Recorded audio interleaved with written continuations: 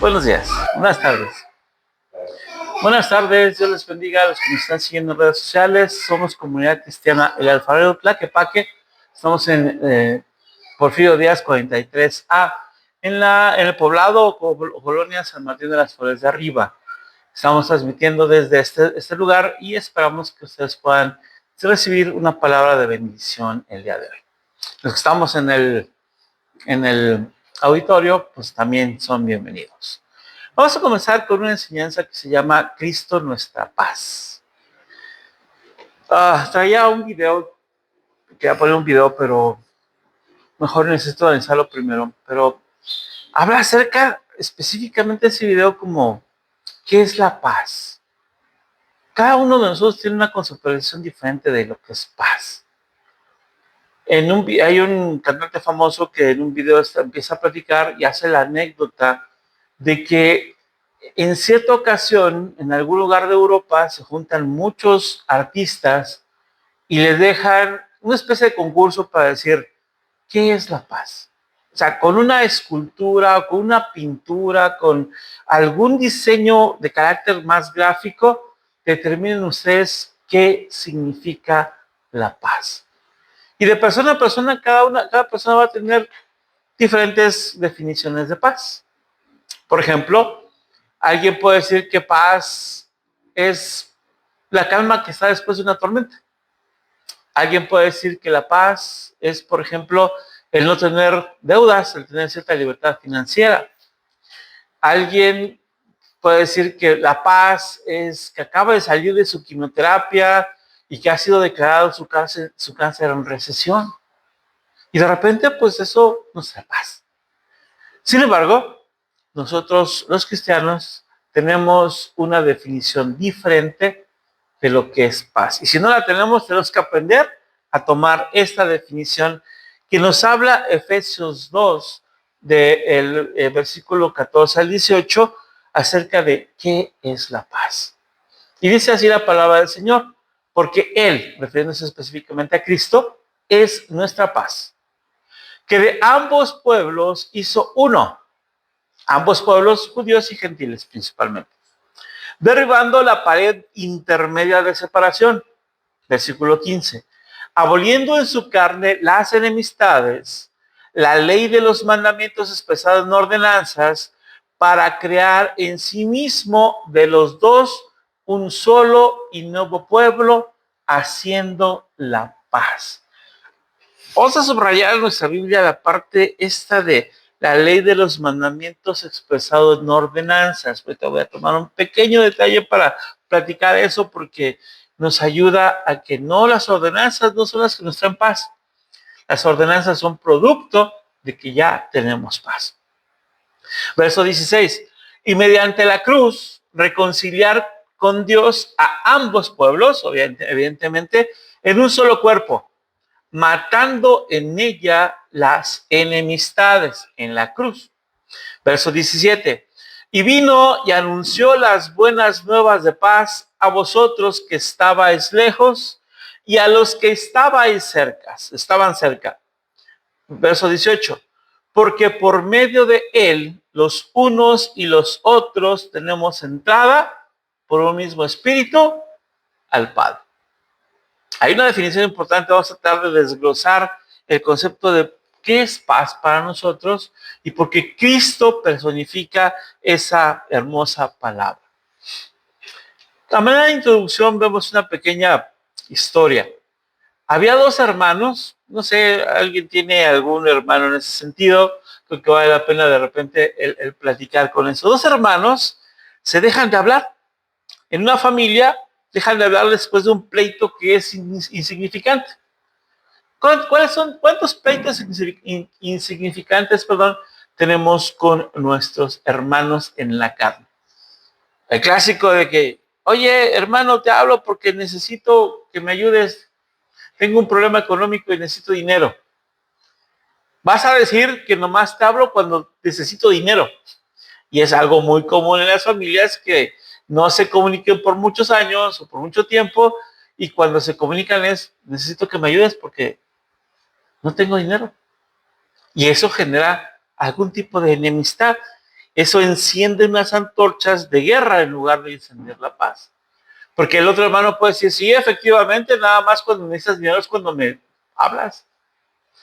¿Qué otro tipo de problemas vemos en el momento que son, aparentemente son pleitos insignificantes, que los hacemos el hecho de llegar a hacerlos tan grandes, magnificarlos tanto, que generamos y decimos lo que dice el mexicano, estás haciendo una tormenta, una tempestad en un vaso de agua.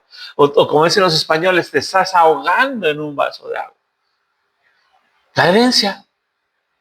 El papá todavía no muere, está en la cama del hospital, está por fallecer, está enfermo, o puede ser la mamá, o puede ser la abuelita, y los pequeños hijos arpías que a veces la gente tiene, no digo todos, nuestros hijos espero que no sean arpías, van como sopilotes, dice, ¿qué es el sopilote?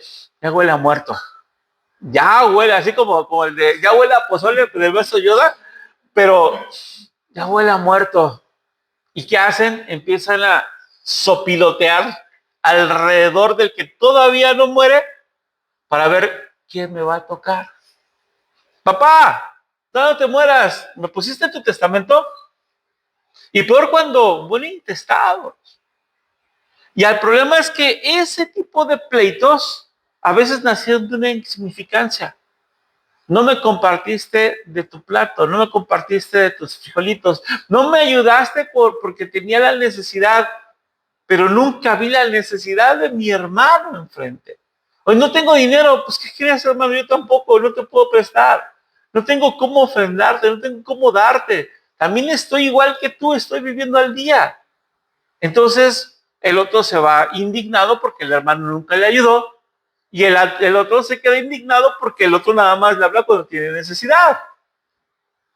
Y se generan pequeñitas o insignificantes pleitos que las hacemos gigantescos. Esos hermanos compartían el mismo techo, pero no tenían paz. Vivían ahí a unos cuantos metros de distancia, a lo mejor hasta compartían, llegaban a compartir el mismo cuarto.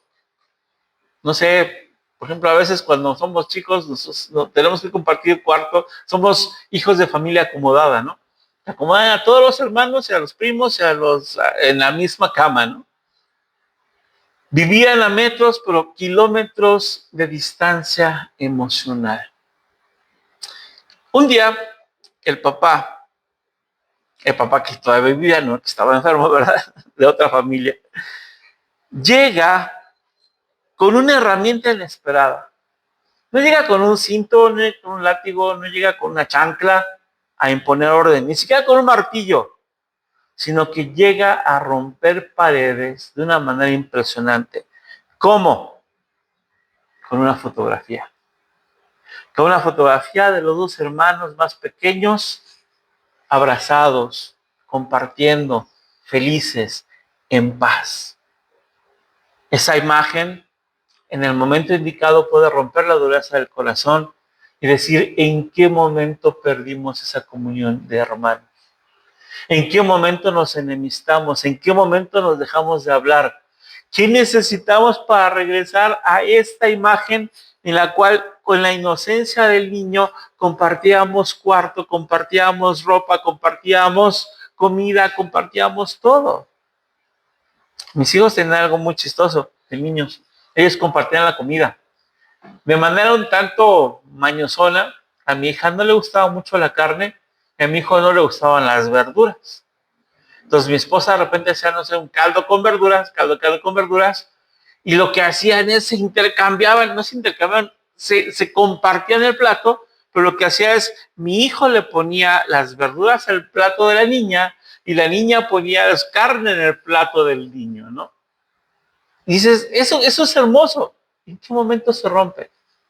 Y no solamente en qué momento, ¿por qué razón se rompe? Y entonces necesitamos ver que así funciona el conflicto. El conflicto hay un amor, y hay un punto de quiebre, y ese punto de quiebre genera una disensión, una distancia, un cisma a veces en los hermanos. Conozco hermanos que no se hablan para nada. A veces entre esposos, como vamos, estamos enojados y, hijo, dile a tu madre que me pase la sal.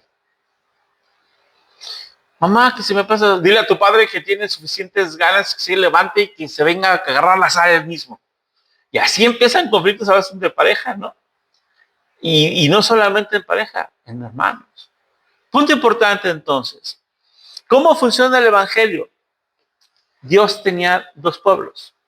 El pueblo escogido de Israel, lo voy a poner con la mano derecha porque la mano derecha de alguna forma simboliza aceptación. Y un pueblo que había sido apartado de Israel. Israel fue elegido como un pueblo para traer al mundo el mensaje de un Dios amoroso, de un Dios todopoderoso, de un Dios omnipotente. Pero ellos, en lugar de compartir su Dios con el mundo, se coagularon como gelatina y se aislaron del mundo. Ahí vamos a ver en un momento más, pero nadie podía entrar, nadie que no fuera judío podía entrar al templo o a la sinagoga. Había espacios muy delimitados y muy específicos. Y la gente que no nació como judío no tenía derecho legal a ser llamado judío. A lo mucho era ser prosélito, un aspirante a judío, un judío de tercera o de cuarta generación, un pseudo judío que jamás iba a alcanzar. Es como en Estados Unidos. Hay una diferencia importantísima entre la green card, que es básicamente una residencia, y la ciudadanía. Hay una diferencia importante. Tú puedes tener una green card en Estados Unidos y andar completamente feliz en Estados Unidos, pero no serás ciudadano americano. Sí te tocan las obligaciones que le tocan al ciudadano americano. Tienes que pagar tus impuestos, pero no tienes los mismos derechos que un ciudadano americano, ya sea por nacimiento o por nacionalización. Entonces, al final del día, esas dos, es la humanidad dividida en el pueblo aceptado y el pueblo gentil, ¿sí? Un pueblo de primera clase, un pueblo de segunda clase, habían sido generados con una gran distancia, un muro de separación. Pero el Evangelio nos habla de que la humanidad y Dios, y la humanidad en general, y el pueblo de Dios, siempre han vivido bajo el mismo cielo. No hay un cielo especial para los judíos, no un cielo atmosférico de Judá o de Israel. El cielo es para todos. El sol nace para todos, ¿verdad? De alguna manera, es una canción por ahí, mucho tiempo atrás. Pero separados entonces por un muro que era enemistad. Chequen ahorita, Israel, vamos a hablar de Jerusalén. Dicen que 60% de la población que ahorita habita en Jerusalén, solo el 60% son judíos, de nacimiento, de religión, de raza. El otro 40% es una mezcla de musulmanes, de católicos, de cristianos y otras etnias. Y a lo mejor el conflicto de Gaza es el que se ve muy marcado. Hay un muro de separación. De Gaza para allá no se aceptan los judíos, de Gaza para acá no se aceptan los musulmanes o los gentiles. Y sin embargo hay una mezcla. Pero ese muro de separación es invisible ahorita. Ya no está el muro de separación. Gracias a Dios, gracias a Cristo, ya no tenemos esto porque nosotros mismos podemos tener amigos judíos, tener amigos de todo tipo en comunidades, familias, iglesias, pero debemos nosotros evitar llevar muros que siempre nos separan, como el orgullo, como el rencor, como el prejuicio, como la amargura. Es bien terrible tener amargura contra una persona. Yo tuve amargura contra mi padre muchos años, pero Dios me permitió romper esa amargura y restaurar una relación con papá. Mi papá ya partió con el Señor, espero. No sé realmente si él entregó su vida a Cristo, yo le compartí muchas veces, pero él ya no está en esa tierra Y la realidad es que pues Dios me permitió compartirle, hablarle de Dios. Qué hermoso hablarle de Dios a alguien que te abandonó cuando tenías 4 años. Es una restauración que, bueno, que hecho el dolor a un lado, permite traer un renuevo y un refrigerio a nuestro corazón. Cristo es nuestra paz. Pablo no dice que Cristo trae paz. Cristo personifica, pero Pablo personifica a la paz en la persona de Cristo, porque Cristo es la esencia misma de la reconciliación.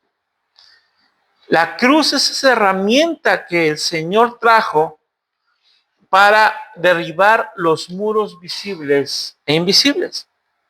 Dice el versículo 14, voy a ponerlo en una, ¿qué es la NTV? Déjenme revisar. No, es la misma, la Biblia, no la Biblia de las Américas, perdónenme. Porque Él mismo es nuestra paz, hablando de Jesucristo. Y de ambos pueblos hizo uno, derribando la pared intermedia de separación, poniendo fin a la enemistad en su carne propia, y la ley de los mandamientos expresado en ordenanzas para crear en él mismo de los dos un nuevo hombre, estableciendo así la paz. Pequeña diferencia es la Nueva Biblia de las Américas. Entonces, Cristo no es declarado como aquel que trae paz, sino Él personifica a la paz. Pero, ¿qué significa paz? Veamos específicamente en la Biblia qué significa paz. En el Antiguo Testamento, en el hebreo, la palabra que se utiliza es shalom. ¿Qué significa shalom? Totalidad, plenitud, integridad, armonía con Dios, primero que nada, con el prójimo y con uno mismo. Esto, queridos hermanos, se está tirando por la borda el concepto de la autoestima. Que existe, pero si yo estoy primero en paz con Dios y puedo estar en paz con los hombres, también traigo una paz para conmigo mismo. Porque el pecado está ahí. El pecado está al acecho. Y en nuestra concupiscencia nosotros ya pecamos anteriormente. Pero hay gente que no puede autoperdonarse por lo mucho que ha pecado. Dios ya te perdonó, pero hay veces que nosotros no podemos perdonarnos. No merezco perdón de Dios. Y dice Miqueas que Él tomó nuestros pecados y los hundió en el fondo del mar y se olvidó de que estaban ahí. A mí me llama mucho la atención. Insisto, recientemente vi un documental sobre la fosa de las Marianas. La fosa de las Marianas se ha explorado, se estima, se ha explorado solamente hasta cerca de 850 metros. Más abajo de eso, cualquier cosa que queramos mover a la fosa de las Marianas implosiona, se despedaza, truena. Con algunas ondas y algún tipo de trazadores, la gente piensa que la fosa de las Marianas tiene un mínimo de 12 kilómetros de profundidad. Imagina tus pecados al fondo del mar, 12 kilómetros o más allá abajo, en donde nada ni nadie puede bajar en esta vida. Nadie, ni tu mamá, ni tu papá, ni tu hermano, ni tu esposa, ni tu primo, ni tu vecino, ni tu pastor pueden bajar a buscar cuáles son los pecados que ya Dios te perdonó. ¿Qué tenemos que hacer? Pues ahí está el concepto de necesitamos autoestima, necesitamos perdonarnos primero que nada. El problema de autoestima realmente es un problema de perdón. No me perdono a mí mismo por el mal que he hecho, pero si Dios ya me perdonó, ¿por qué tengo que estarme acabando yo el seso con este tipo de cuestiones? Bienestar de una relación restaurada. Cuando hay parejas que duermen en una misma cama y ponen en medio, como en la Segunda Guerra Mundial, alambre de púas y hasta minas alrededor para que uno no se pase donde está el otro. ¿Qué hacen esas parejas? Empiezan, una vez que ya ven que no hay una forma de acercarse, mejor se mueve el esposo o la esposa se mueve a otro cuarto y empiezan a vivir en cuartos separados. Vive bajo la misma casa, pero el muro de separación que empezó en la cama como una, ¿cómo se llama? Como una división, como una, se me ve el nombre de esta parte importante, una trinchera en medio de la cama. Terminan separándose primero por decir que va a decir el vecino o porque los hijos, y cuando los hijos crecen y se van, se quedan como dos extraños que siempre estuvieron en guerra. Hablan del síndrome del nido vacío, pero realmente es que siempre hubo guerra. O sea, el síndrome del nido vacío no es otra cosa que he vivido con una extraña toda mi vida, es solamente por mis hijos, y cuando los hijos se van, me quedo a vivir con una persona extraña, o con un extraño en caso de la mujer, ¿verdad?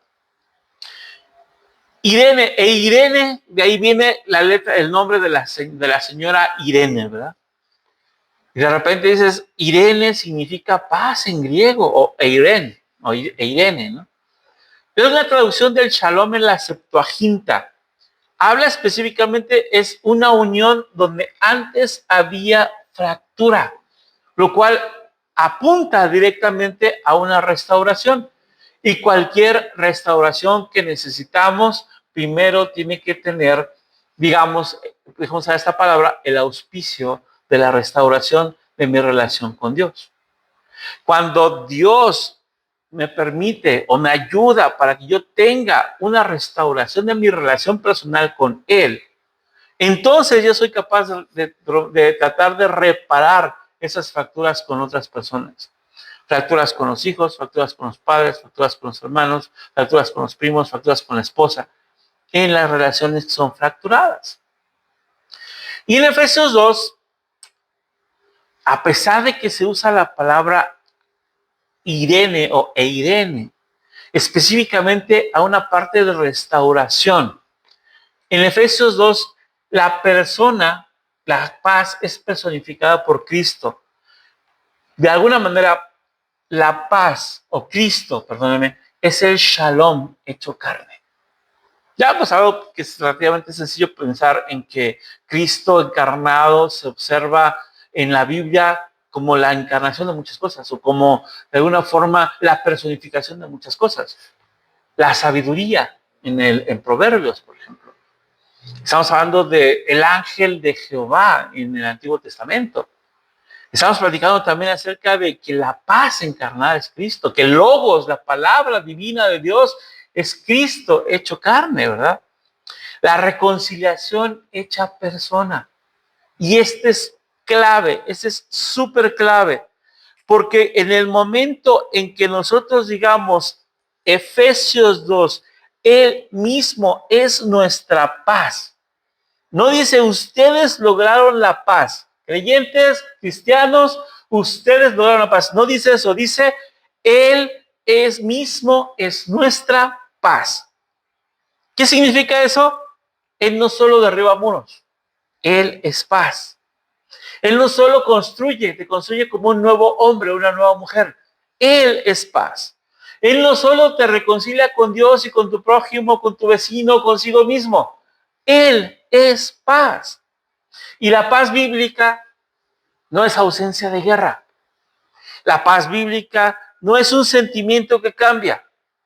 Es una realidad objetiva que se ancla directamente a Cristo. En cierta parte de la Biblia dice el apóstol Pablo que Cristo es nuestra ancla. Y chequemos, analizamos qué significa que sea nuestra ancla. Obviamente no dice que no vamos a padecer tormentas. Las tormentas ahí van a estar. Pero hay un barquito, un barcote que tiene un ancla. ¿Cuándo echa el barco el ancla? Bueno, cuando está en puerto o cuando está en medio de la tormenta.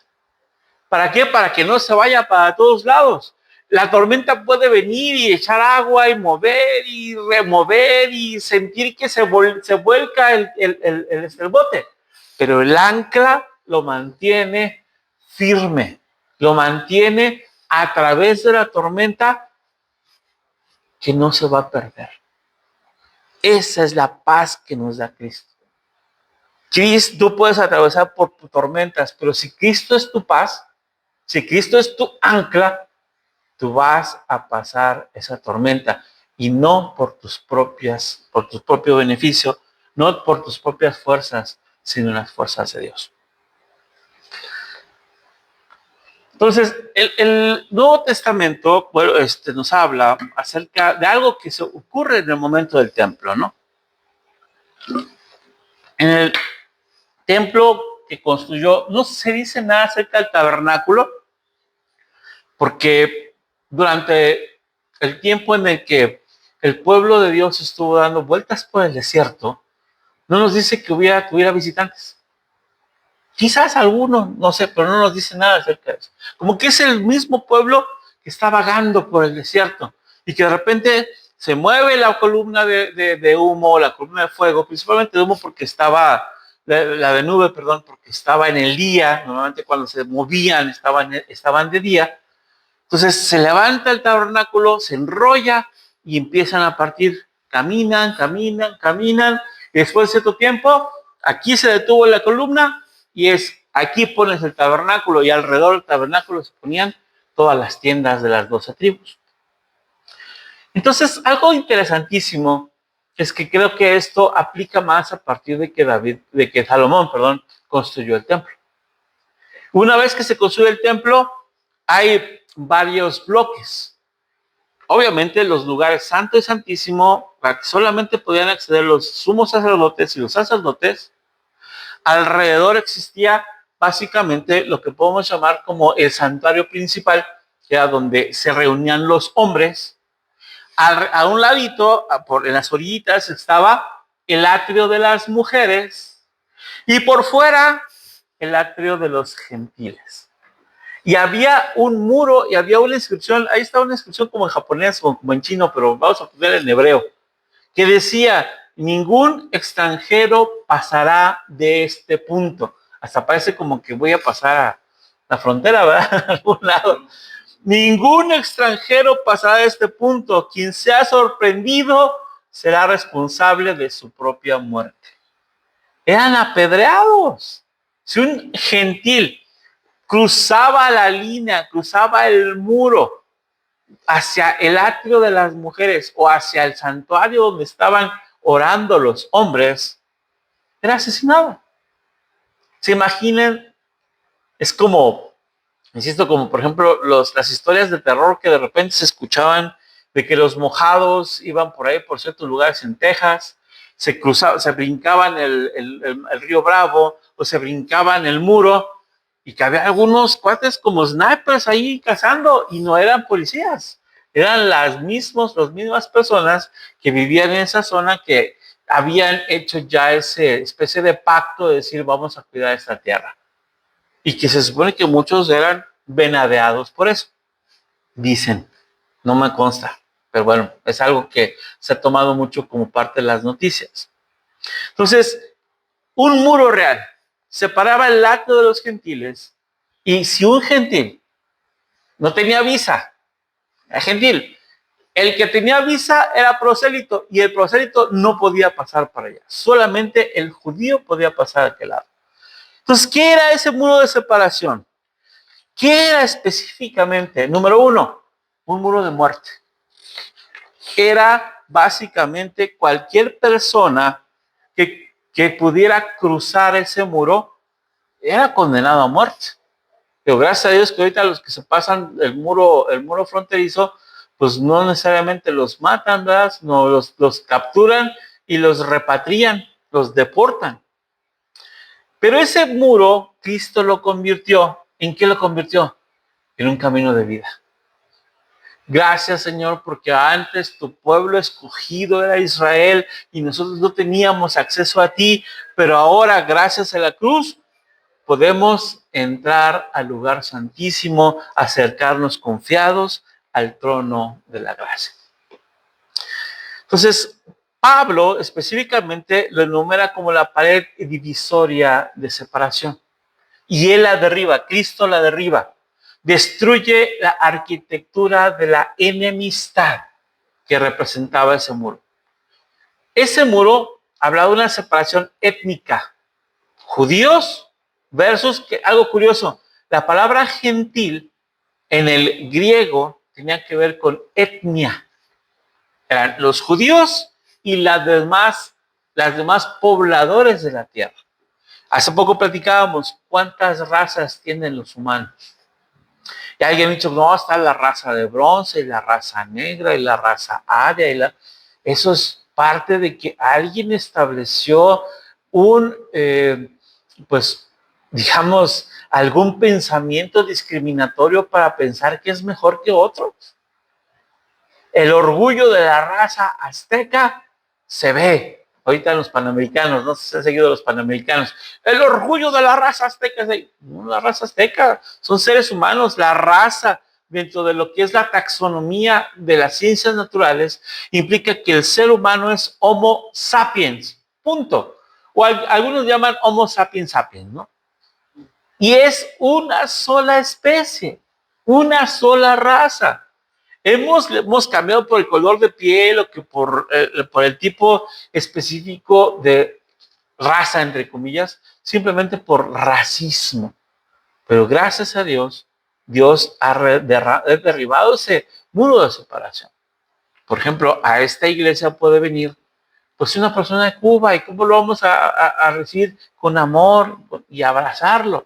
Puede venir una persona que viene de Mongolia o que viene de Rusia, que viene de Estados Unidos, es siendo hijo de Dios, de acuerdo con Juan 1:12, tenemos que recibirle en amor.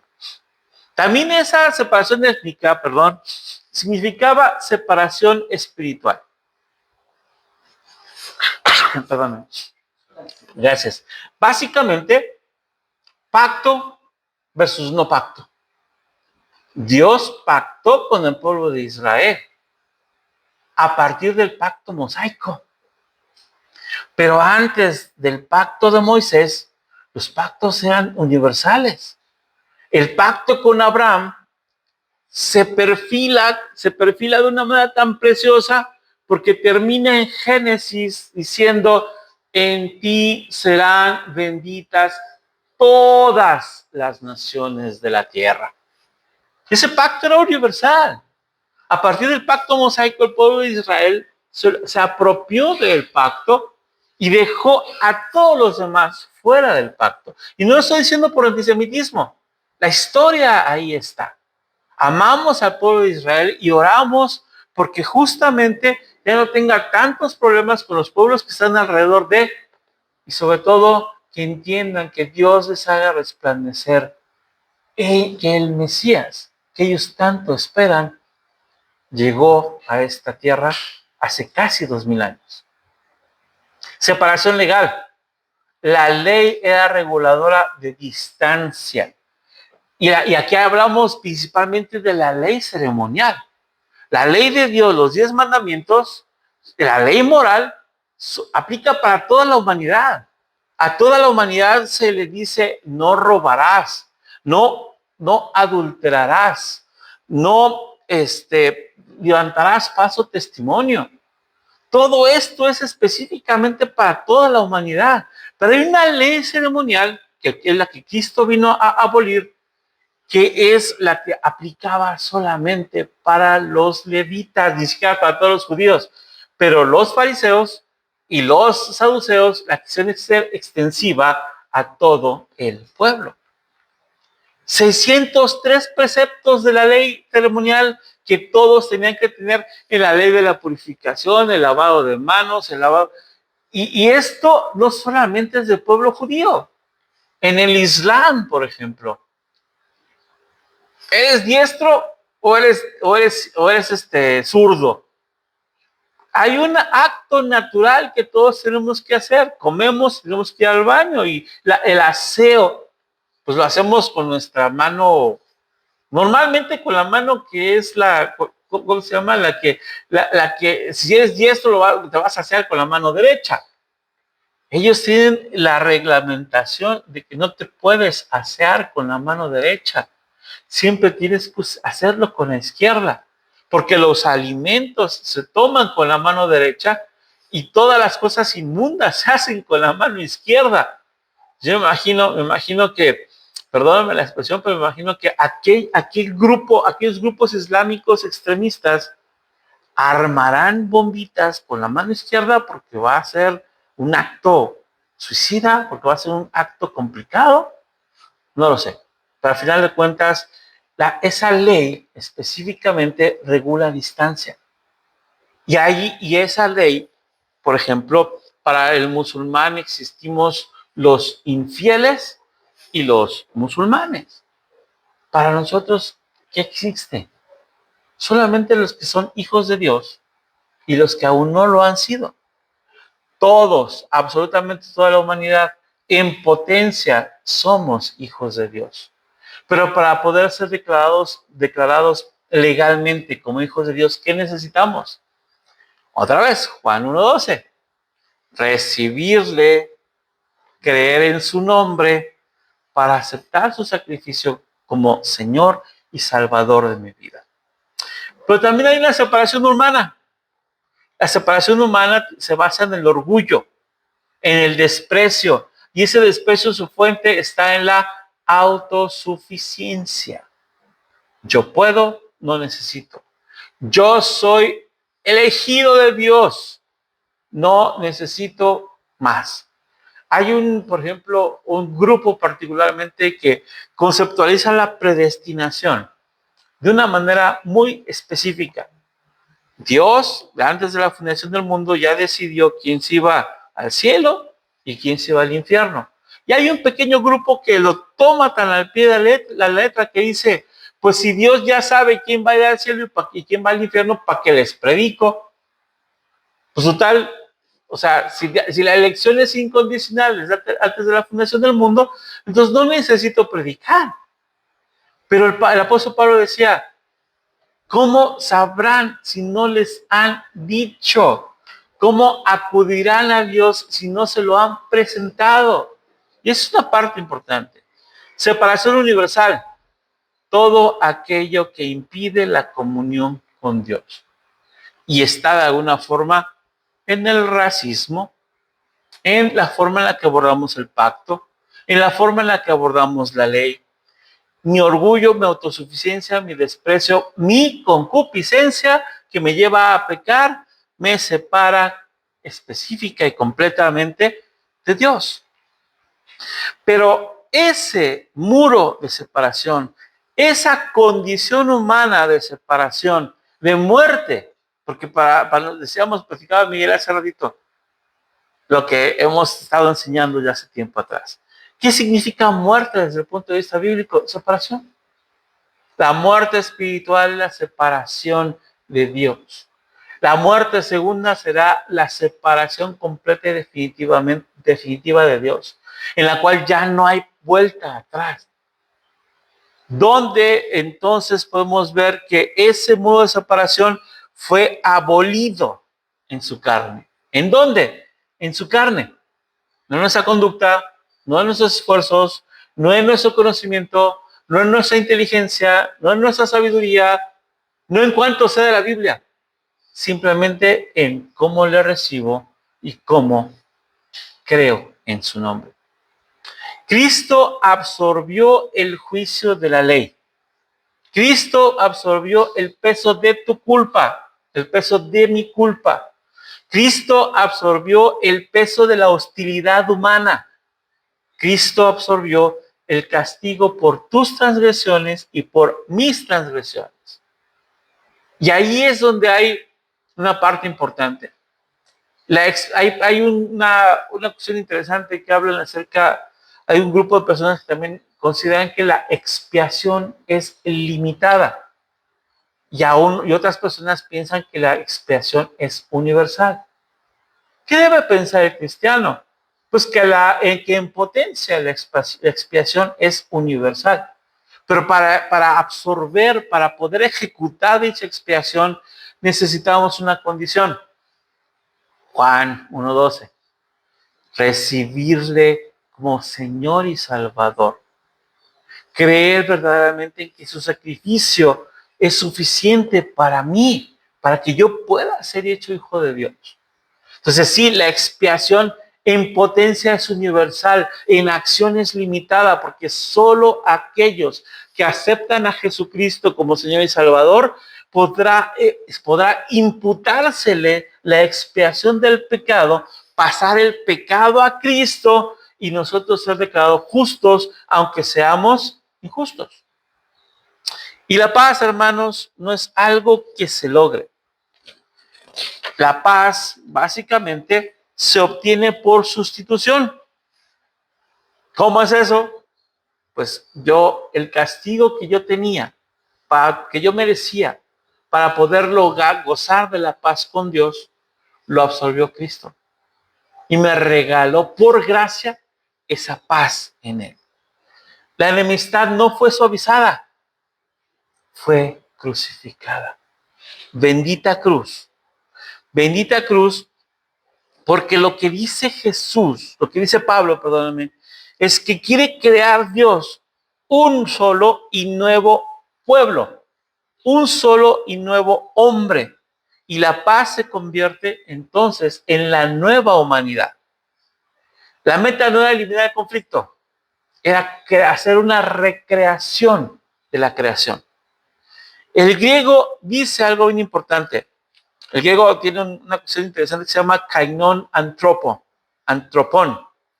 un nombre nuevo en naturaleza, no solo en conducta. No se trata de que yo ya no quiero, yo voy a agarrar y concupiscencia está ahí, pero Dios la ha transformado y puedo hacer las cosas de manera diferente. Mientras que si solamente quiero yo mismo transformarme y darme un buen coco wash para decir, es que ahora tengo que ser diferente. No sé si ustedes leyeron alguna vez a Og Mandino. Ya hace muchos años escuché un libro que a mí me cambió muchas cosas de mi conducta. No cambió mi vida, cambió mi conducta. Hace muchos años podría haber dicho yo que cambió mi vida. Hoy digo, cambió mi conducta. El milagro más grande del mundo. El vendedor más grande del mundo, Doc Mandino. Después sacó el milagro, también era como un refrito de lo mismo, pero en el vendedor más grande del mundo te manejan una especie de sugestión en que tienes que leer y releer y releer. Y bueno, para no releer, lo pusieron en audiolibro. Yo compré el audiolibro. Y de repente empieza diciendo así como, hoy, día 1, hoy es un nuevo día. Palabras de locutor así muy profundas. Hoy es un nuevo día. Hoy nazco de nuevo, y empezaba a hablar de muchas cosas así. A mí me llama mucho la atención nacer de nuevo. Yo no puedo definirme, yo no puedo decidirme por nacer de nuevo. Necesito la fe de Dios que me permite capacitarme en la gracia para dar el paso y decir, Señor, te recibo, y el Señor es el que me regenera. En ese sentido, no se trata de sinergia, se trata de monergismo. Es el Señor el que me escoge, el que me llama, el que me ha predestinado, el que me llama justo, me declara justo, el que me acepta como su hijo, el que me regenera y el que inicialmente me declara santo. Y a partir de que soy declarado santo, tengo que buscar mi santificación. ¿Y cómo cuesta? Porque cuesta arriba, tiene que ser progresiva. Cada día tengo que ser un poquito más. Como diría perdón, voy a poner un poquito japonés, como dirían los japoneses en el Kaizen, 1% de mejor cada día, vas a llegar a ser 365% mejor al final del año.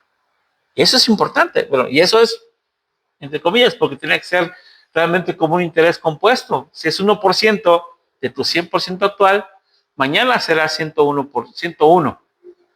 Para el siguiente día no será 102, será 102.01. Y así vas a empezar a tener un poquito más porque es como interés compuesto. Pero bueno, para no salirnos más del tema, la paz se obtiene por sustitución. Cristo es el agente de nuestra paz. Cristo es quien nos permite poder ser realmente pacificados y quien nos capacita para ser pacificadores. ¿Se acuerdan del Sermón de la Montaña? Bienaventurados los pacificadores, los que, déjeme usar una palabra del domingo, los que propugnan la paz, los que hacen lo necesario para que la paz se dé, los que incluso en algún momento puede ser obligar a alguien a tener paz. Esos son bienaventurados.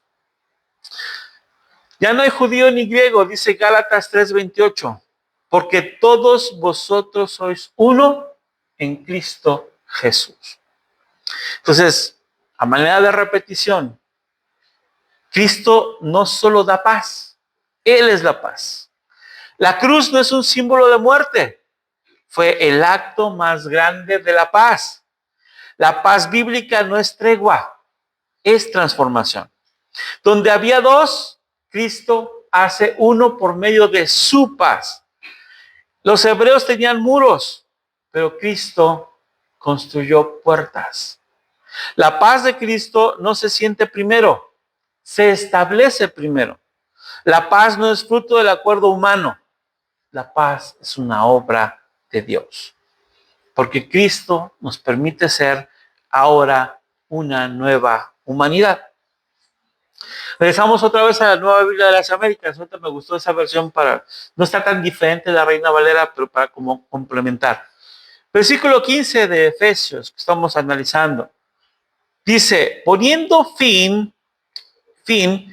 a la enemistad en su carne, la ley de los mandamientos expresados en ordenanzas para crear en el mismo de los dos un solo hombre, estableciendo así la paz, versículo 16, y para reconciliar con Dios a los dos que en un cuerpo nuevo por medio de la cruz, habiendo dado muerte en ella, a la enemistad.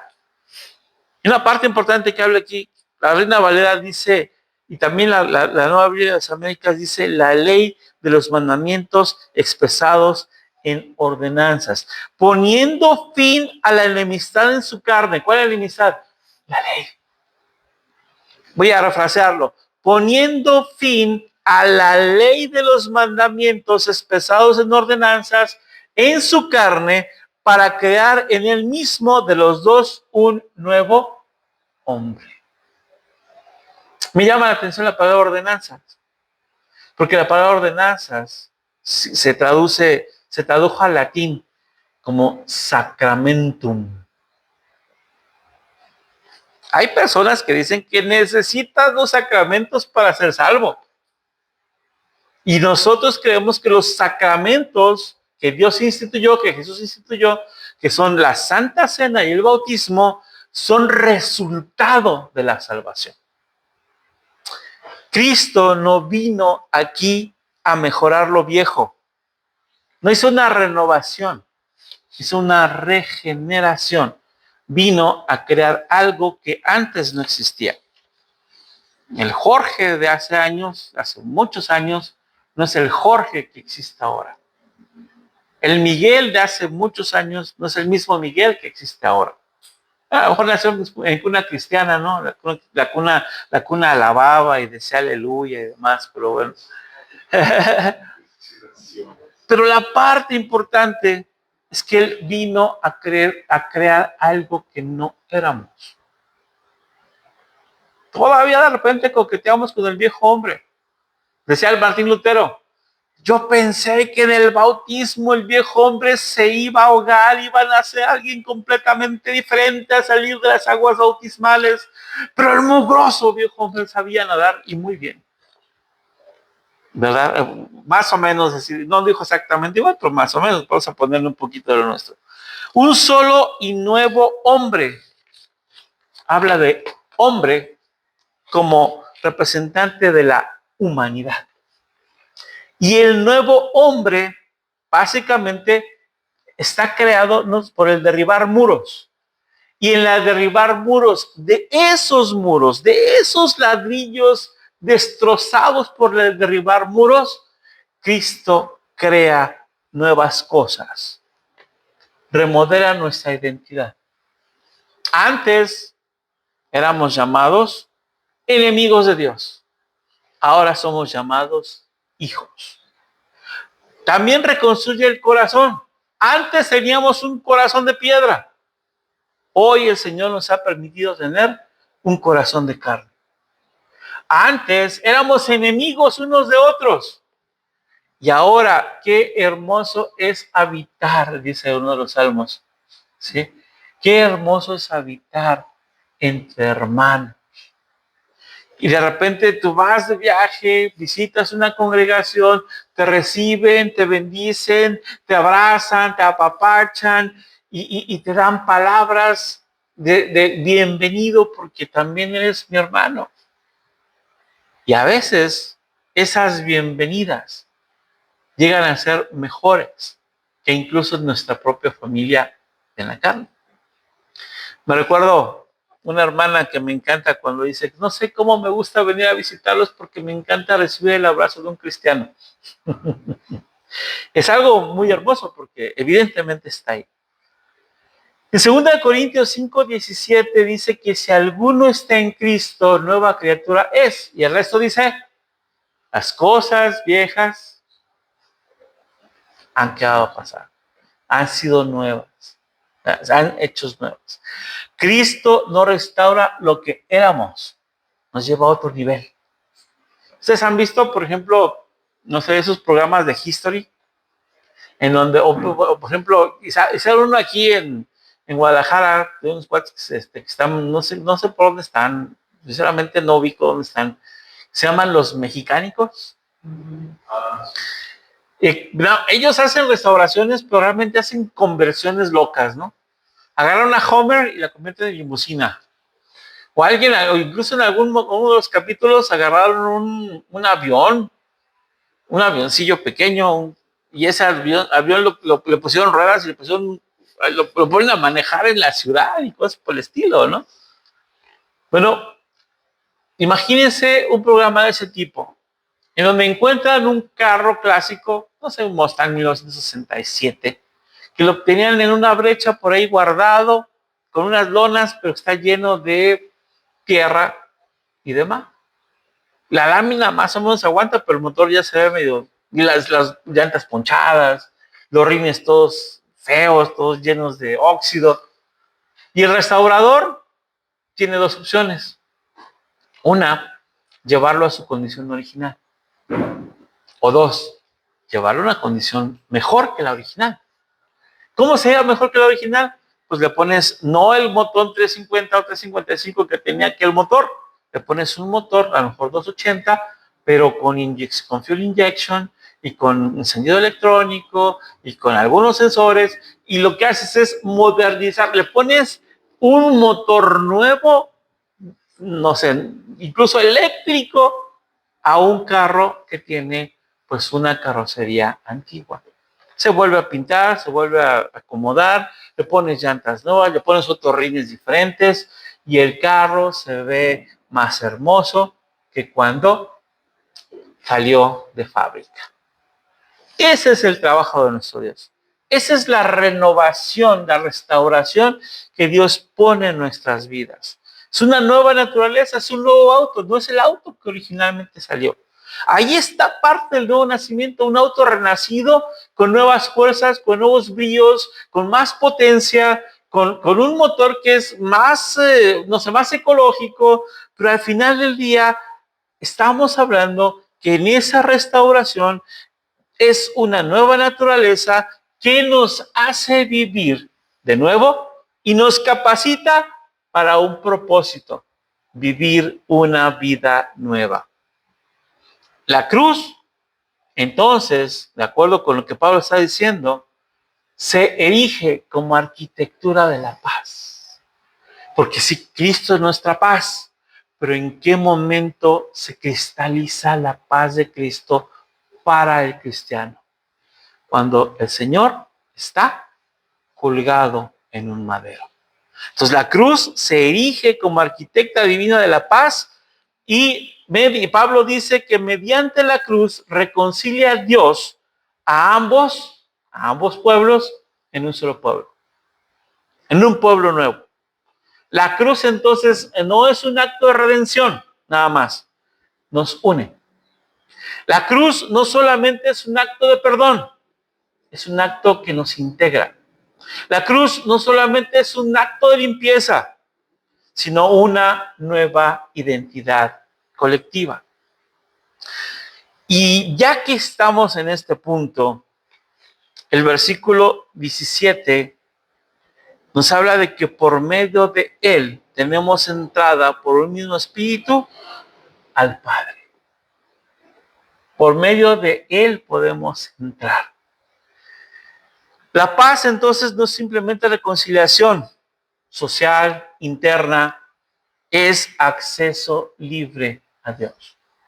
En el momento en que Jesús está en la cruz y entrega el Espíritu, dice que hay terremotos, y hay rayos, y algo rompe específicamente el grueso velo. No era un velo así como el de la danza de los 7 velos, ¿no? Era una tela muy gruesa, prácticamente las más gruesas que conocemos en el concepto de blackout. Tú agarras una cortina que oscurece todo y dices, una cosa gruesa.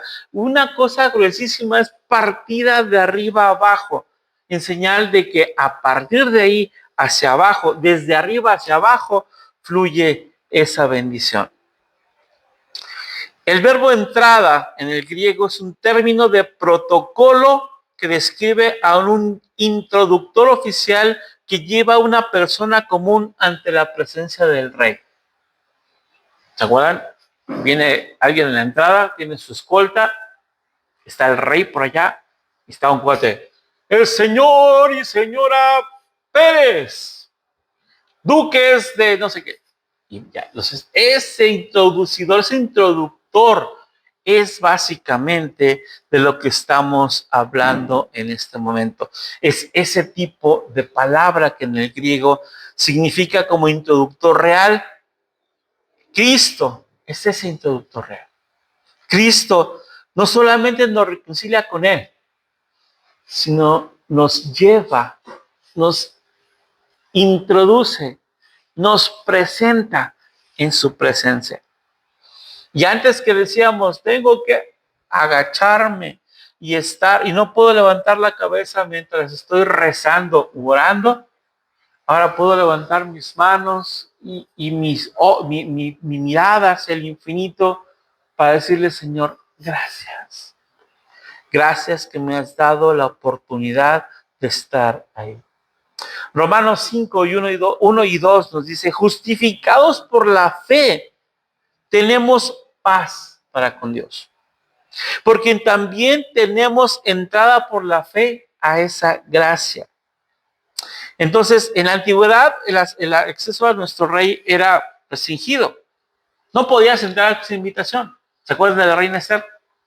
La reina Esther, que todavía no había sido levantada como reina, decide ir a hablar con el rey sin audiencia, con temor y temblor, porque era capaz de que en ese momento, si el rey estaba de malas, aplicaba la de Alicia en el País de las Maravillas, córtenle la cabeza, porque nadie podía accesar. Pero ahora el acceso en Cristo es permanente, es seguro, es compartido, es trinitario, porque el Espíritu, el Padre y el Hijo están en ese acto de salvación, y es comunitario. La comunidad cristiana, de todos los cristianos de toda la tierra, tenemos el mismo privilegio. A manera de conclusión, si decimos que Cristo es nuestra paz, tenemos que recordar que los muros deben caer. Él tira los muros, ¿y qué hacemos nosotros? Todavía los queremos sostener. Y eso, hermanos, es un acto de rebeldía. Si el Señor dice, ve y ponte a cuerdas con tu hermano, el cristiano dice, órdenes, jefe, y va y se pone a cuentas con su hermano. Si Él dice, ve, reconcíliate con X persona, el cristiano, ¿qué debe hacer? Obedecer e ir. Y yo creo que una de las partes, regreso a mi relato del principio, es ese muro de separación que se dio entre papá e hijo.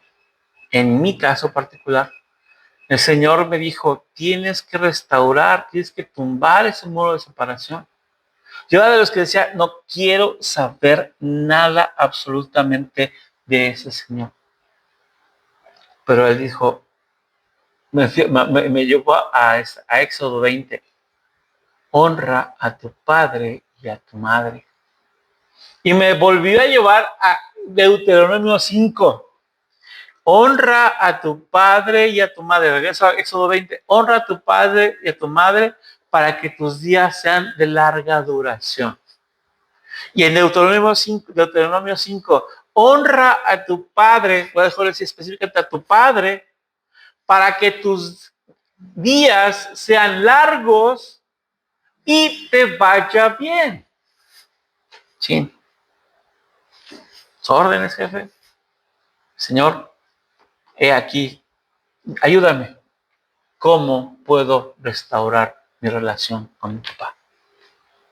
Porque le hablaba, papá, ¿cómo estás? No, que lo y empezaban a soltar, ¿sabes? Ya saben, ¿no? Sapos y serpientes y, o sea, el carretonero de mi papá estaba bien pesado.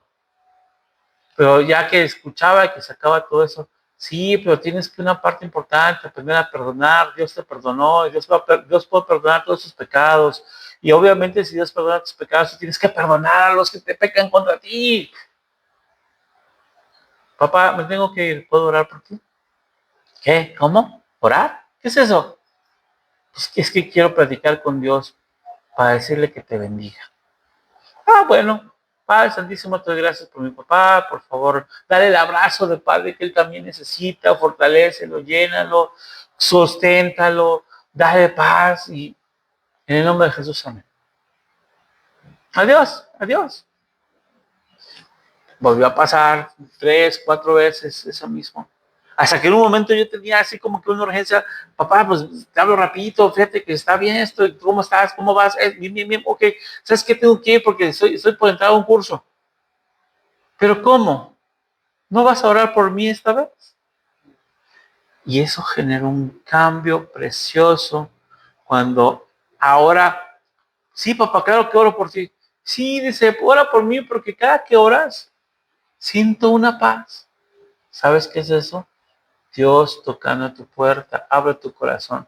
Y hay una oración rapidita, ya me tengo que ir, papá, perdón. Y se hizo una restauración hermosa. Yo le compartí a mi papá el plan de salvación, le compartí la necesidad de buscar a Dios, pero no sé si él realmente aceptó o no aceptó. Pero en mí, Dios me pone hiciste tu trabajo, rompiste ese muro que yo ya quería tirar, tú lo estabas sosteniendo. Y ahora, ¿qué traes? ¿Qué traigo, Señor? Un montón de paz. Estoy en paz con mi madre, estoy en paz con mi padre. Ninguno de los dos vive ya, pero yo me quedé en paz. Y esa paz es tan hermosa que dices, Cristo derriba muros. Si hay un muro en tu corazón, en tu familia o en tu iglesia, por favor, llévalo a la cruz. La verdadera paz no es emoción pasajera. Es una persona viva llamada Jesús de Nazaret. La familia de Dios nace a través de la verdadera unidad. Esa verdadera unidad es una creación del Espíritu Santo. Repite conmigo, por favor. En Cristo tenemos paz, acceso y un nuevo comienzo. Señor Padre, te damos gracias, Dios. Te pedimos que la cruz que tú levantaste para sostener a Cristo nos permita ver cosas tremendas en nuestra vida. Te pedimos que cada muro caiga, Señor. Que cada corazón se rinda y que cada paso de nuestras vidas nos acerque un poco más al Padre. Hoy declaramos que esta verdadera paz no es una emoción pasajera, sino es tu Hijo Jesucristo. Hoy declaramos que la verdadera paz no es un acuerdo humano, Es una obra hecha por ti, Señor. Hoy declaramos que la verdadera paz no es un sentimiento, es una creación de tu Santo Espíritu. Hoy declaramos que en Cristo y solo en Cristo tenemos paz, tenemos acceso y tenemos un nuevo comienzo en tu viña, Señor, por ti y para ti, en el nombre poderoso de Jesús. Amén. Vamos a despedirnos de nuestros seguidores en redes sociales. Estamos transmitiendo por YouTube. Bueno, estamos grabando y transmitiendo por YouTube. Y de ahí compartiendo por Facebook. Y a veces está por Instagram. Y de uno que otro TikTok. Muy cortitos. Pero los bendecimos. Les deseamos shalom. Que la paz de Dios esté en sus corazones. Y esperemos que nos sintonicen próximamente. Y si tienen la oportunidad de darse una vuelta por acá, aquí los recibiremos con un saludo de paz. Paz de Cristo, hermanos. Dios los bendiga mucho. Hasta luego.